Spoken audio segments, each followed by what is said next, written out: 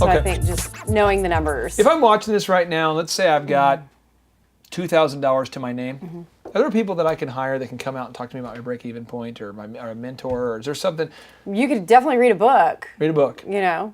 Yeah, and I'm going to say right there, if you're right now and you're going, this is freaking me out, there's a book called E-Myth Mastery by Michael Gerber. It sort of walks you through from the beginning to the end. Or my book called Wheel of Wealth, which is smaller than his book, so I like it more. But it can help you kind of deep dive into that. Character trait number 13 that'll just blow up your business. An entrepreneur provides a terrible service or product. Come on now. This frustrates you because you're a marketer. Right. So you spend all your time marketing to make my phone ring. Right. And I'm like, hello. Right. Like, hello. Harry's who? What? And you're like, that's how they answer their business phone. Yeah. They say the professional greeting.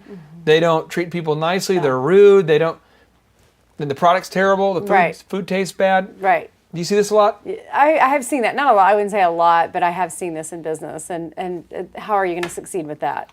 Funny story. I had a business that I wasn't working with. I'm changing the dates, the events, the people, the weather. It was a business in Antarctica that a dude I know was working with. It was run by all women. But they asked us to help do cold calls for them. And the cold call was, hi, I would like to call, I'm calling on behalf of yada yada. You're one of our customers. How are you today? People were like, fine. I wanted to call to get your feedback to see how well we're doing on a scale of 1 to 10. 10 being the highest. 2. Well, what can we do to get to a 10? Stop peeing on our property. And I'm like, okay. And I'm thinking like, so the caller says, hey, we have people who are peeing on the property of the customers. And I'm like, well, let's not talk about it. Let's take that evidence, burn it, tell the owner, but let's in a few more calls. Yeah, 4. What can we do to get to a 10? Stop pooping on our property. Peeing, poop? Are you being serious? We start realizing that these contractors are peeing and pooping on the property of people who are. So imagine the horror. If you're building a house in South Tulsa and you've got dudes who are just getting after it, on your property, and you're like finding human whatnot all over the property, and you pull up in your nice car to check on the property. They're doing the framing and they're pooping. Crazy. And the owner says, well, you got to go. I'm like, no, you didn't just say that. And then you talk to him, and the staff says, hey, Mr. Clark, I have a question. The owners are telling us to shove all the trash from the job site into the actual footings of the house so we can pour concrete over it because it'll save time on cleanup. And I'm like, you mean concrete? If you build concrete around plastic, it'll just jack it up. Really? Yeah, and they said we were short on rebar, and so we didn't put it in the driveway. I'm like, you didn't put rebar in the driveway? Well, this guy's business just goes to hell. And I back that. I'm like, I can't help you. Yeah. I'm going, I don't know you. Yeah. I don't speak of this. But I see that a lot. Yeah. I see it a lot. And I think that's really important that we ask ourselves, are we offering a quality product? Right.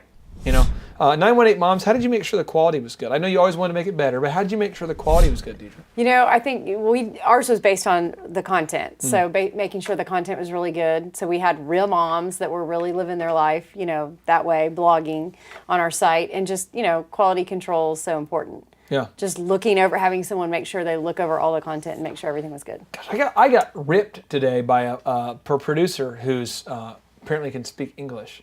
And they were looking at some bio stuff that our team had put together, and they found like 5 little errors. And it's humbling. It's good. It's good to know. It's good. And their whole thing they were saying was like, before you ever send out a press release or anything, you need to proof it, have someone else proof it, and then you need to proof it again when you go national. And I'm just like, so you learn all the time.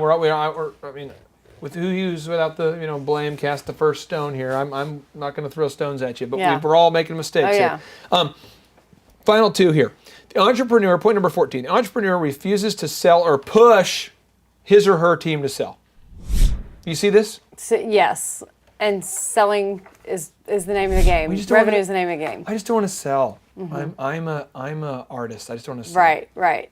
I don't want to sell because I'm a florist. I just don't want to sell. To me, it's my art. Right. I don't want to sell. I'm a grocer. I'm a caterer. You see that a lot. Yeah, and you're never going to make money if you don't sell. I didn't say that. I'm not the mean one here. I'm not the mean one. Can you say it one more time just to make sure that you heard who said You're it? never going to make money. Okay, just want to make sure that's still on the record there. Okay, now, the character trait number 15 that will cause dysfunction and cause your business to fail. The entrepreneur who does not use checklists, day timers, or to-do lists. They're just random. They're like, Right. where was that meeting agenda? This thing right here, I hate these kinds of notes. I hate them to the point of I'm just like, set them on fire. Because I want it all on my to-do list. Right. And I don't like where there's all that stuff. So like today, I got cards everywhere. Got a nice one. Sam, thank you for the wild fork. This is an entrepreneur I've been mentoring, and he gave me a little wild fork. I can take my wife on a hot date. But all these things, I probably won't do anything with a lot of these cards and things. They're just become trinkets. Right.